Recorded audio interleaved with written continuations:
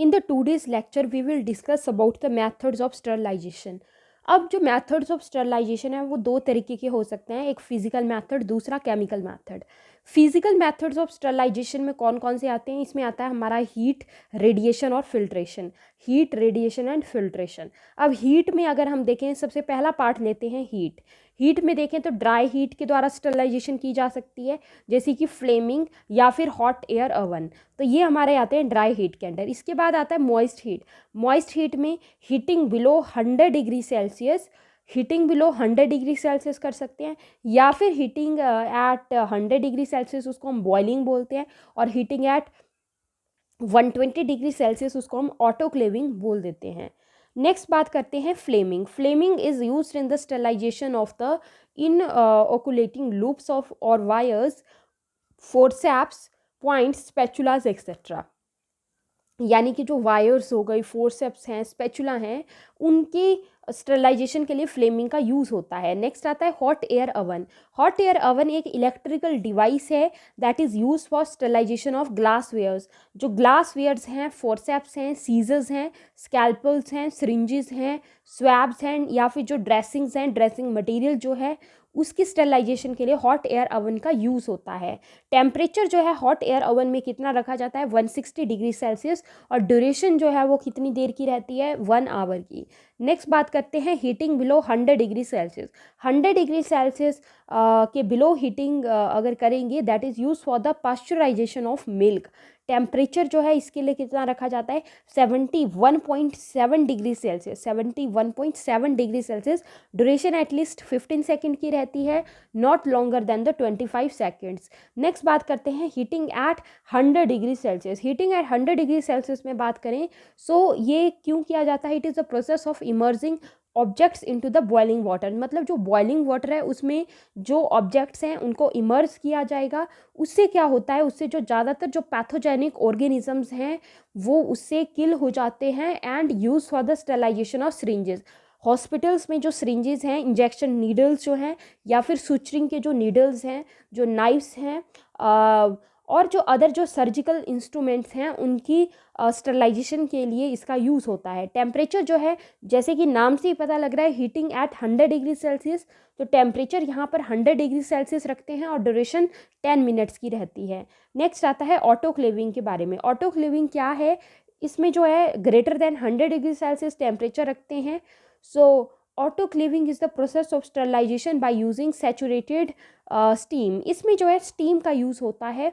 Under pressure it has high penetrating power, penetrating power काफ़ी ज़्यादा है, and use to sterilize the syringes, needles, mask etcetera. Temperature जो है 120 degree Celsius का रखते हैं। प्रेशर जो है ऑटोक्लेव में 20 पाउंड्स पर स्क्वायर इंच, और ड्यूरेशन भी 20 मिनट्स की। तो ये हो गया हमारा कंप्लीट ऑटोक्लेविंग। नेक्स्ट हम पढ़ेंगे कि रेडिएशंस के द्वारा स्टरलाइजेशन किस तरीके से की जा सकती है। सो रेडिएशंस की बात करें तो हमारे पास एक तो होती है आयनाइजिंग रेडिएशंस, और दूसरी होती है नॉन आयनाइजिंग रेडिएशन। अगर हम बात करें आयनाइजिंग रेडिएशंस में, तो इसमें हमारे पास आती है जो इंफ्रारेड है, और इसके अलावा जो आपके पास यूवी लाइट है, मतलब अल्ट्रावायलेट जो रेडिएशंस हैं, ये नॉन आयनाइजिंग में आती हैं। दो हमारी नॉन आयनाइजिंग में आती हैं, एक इंफ्रारेड और दूसरी अल्ट्रावायलेट। नेक्स्ट आयनाइजिंग में हमारे पास ये सारी आ जाएंगी, जैसे कि गामा रेज हो गई आपकी, एक्स रेज हैं, कॉस्मिक रेज हैं। अब क्या है कि अगर इंफ्रारेड रेडिएशंस की बात करें तो उसका यूज़ होता है इन जो सिरिंजेस हैं उनको स्टरलाइज करने के लिए।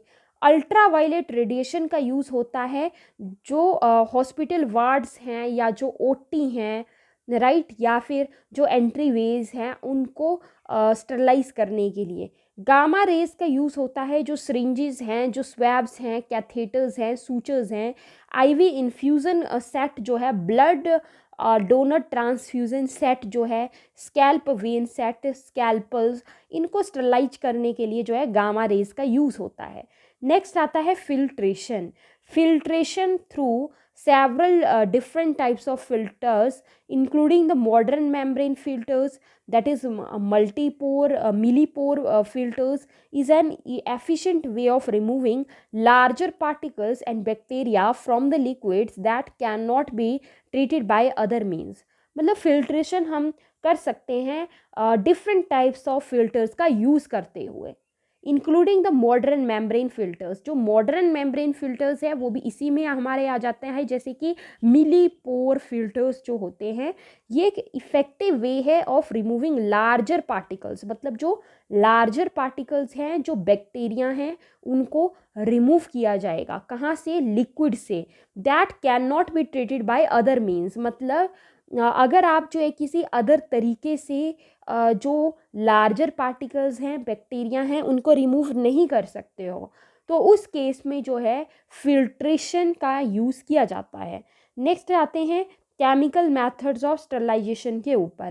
केमिकल मेथड्स में कुछ गैसेस होती हैं जो कि स्टरलाइजेशन करा सकती हैं, जैसे कि formaldehyde, ethylene oxide. Formaldehyde, ethylene oxide. कुछ अल्डिहाइड्स हैं जैसे कि formaldehyde, commonly alcohol, ethyl alcohol, dyes, फ्लेविंडाइन डाई। एक तो आ गई आपकी फ्लेविन डाई, दूसरी आ गई आपकी एक्रीफ्लेविन डाई, एक्रीफ्लेविन डाई, राइट। हैलोजेंस में स्टेरिलाइजेशन के लिए आयोडीन आपने कॉमनली सुना है, क्लोरीन सुना है। इसके अलावा सरफेस एक्टिव एजेंट्स में जो आते हैं उसमें आ जाते हैं हमारे डिटर्जेंट्स। सो ये हो गया हमारा टॉपिक कंप्लीट, स्टेरिलाइजेशन के methods. Thank you so much.